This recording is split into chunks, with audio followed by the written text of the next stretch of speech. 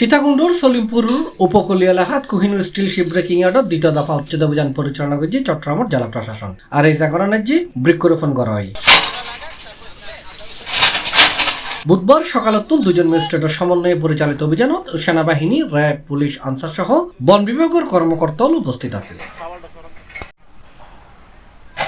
এর আগে চট্টগ্রাম জেলা প্রশাসনের নির্দেশনায় গত জুনের 25 তারিখ সীতাকুণ্ড উপজেলার তুলতলি মৌজার 113.63 একর জমির মধ্যে অবৈধভাবে দখলকৃত সরকারি হাট জমি দ্বারা উগ্র অবৈধ স্থাপনা উচ্ছেদ অভিযান পরিচালিত হয়। এই সময় কারখানার স্থাপনা গুড়িয়ে দেওয়া হয়। কারখানা এলাকাত গড়ে ওঠেন আরো কিছু স্থাপনা এবং ভবনের অবশিষ্টাংশ জেলা প্রশাসন দ্বিতীয় দফা উচ্ছেদ কার্যক্রম পরিচালনা করে। পাশাপাশি জাগরণের আনুষ্ঠানিকভাবে বৃক্ষরোপণ শুরু করছে বন বিভাগে। প্রথম দফাতে 2000 বিভিন্ন রকমের গাছের চারা রোপণ করা হয়।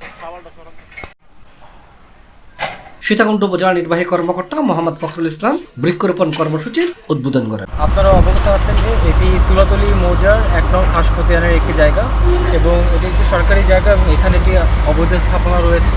তো এই অবৈধ স্থাপনা উচ্ছেদের জন্য আপনারা জেনে থাকবেন যে বিগত বুধবার 25 তারিখ আমরা একটি উচ্ছেদ অভিযান পরিচালনা করি। তবে অবশিষ্ট কাজের জন্য আমরা আজকে আবার দ্বিতীয়বার উচ্ছেদের কার্যক্রম চলমান রেখেছি।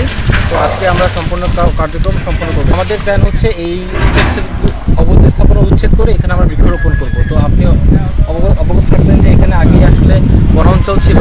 তো আমরা চাচ্ছি যে এখানে আবার বৃক্ষরোপণ করে সেই বনাঞ্চল গড়ে তোলার জন্য। এ সময় উপস্থিত আছেন সহকারী কমিশনার ভূমি আব্দুল্লাহ মামুন, জেলা প্রশাসনের নির্বাহী ম্যাজিস্ট্রেট মাহমুদ হাসান, উপকূলীয় বন বিভাগের সহকারী বন সংরক্ষক আবুল কালাম আজাদ, রেঞ্জ কর্মকর্তা মোহাম্মদ রাশিদুজ্জামান, সীতাকুণ্ড মডেল থানার ওসি তদন্ত মোহাম্মদ আলমগীর, ভাটিয়ারি ভূমি অফিসের উপসহকারী কর্মকর্তা জয়নাল আবেদিন, রণকান্তি সুশীল সহ আইন শৃঙ্খলা বাহিনীর সদস্য এটা উপস্থিত আছেন। C+ TV, Chittagong.